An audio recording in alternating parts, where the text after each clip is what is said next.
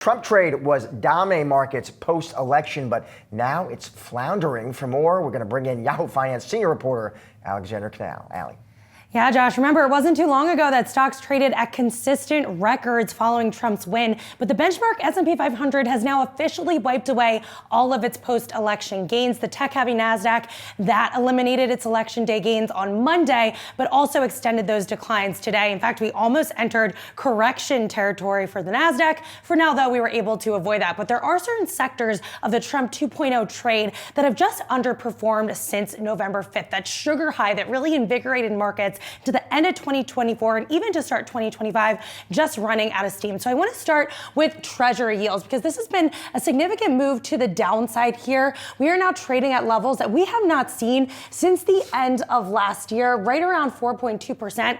At one point, analysts were saying that we could see up to 5% yields, especially when we were at some of these highs here earlier in the year. But as Citi analyst Stuart Kaiser noted, yields are not coming down for good news. They are pricing in, actually, that we're going to struggle when it comes to global growth, even as inflation remains elevated over the long term, and that the Fed is actually going to have to be forced to cut interest rates in order to preserve growth, preserve GDP, and that critical jobs market. So the Friday jobs report going to be especially important here. I also want to take a quick look at the US dollar index. We saw a big surge in the dollar heading into the year. We're now off about 2% since Inauguration Day, so giving up some of those gains there. The dollar saw a pretty significant move to the upside due to that Republican sweep and, of course, Trump's tariffs. And then if we also take a look at Bitcoin, this was probably the biggest benefactor of the Trump 2.0 trade and the Trump election. We are still trading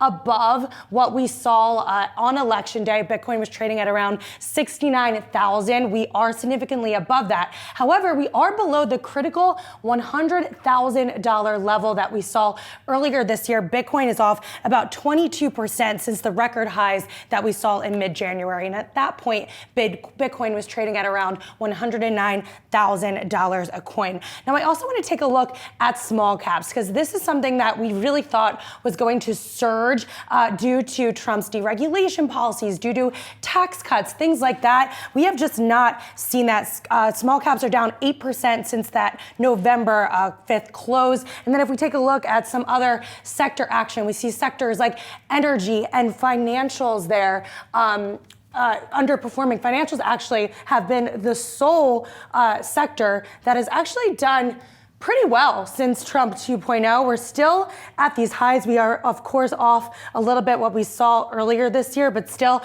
financials outperforming, especially when we see different types of deregulation policies come out of the Trump administration. Of course, tariffs have been the priorities for now, but energy, industrials, that has really lagged. And again, a lot of this having to do with just the data that we've been getting, right? We've had softer data. We've had bad consumer confidence, bad consumer sentiment readings, and that's leading to concerns again over growth in the U.S. in particular. And then you're seeing that rate cuts, markets are now pricing in 3 rate cuts this year. That's the first time that we've seen 3 at this point. And now we're seeing around 50% of traders think that in May we could see our first cut. That's up from 75% believing that we were going to remain on hold. So a lot to look forward to when we think about the different types of data that we will be receiving. But again, Friday's jobs report is going to be a crucial one there.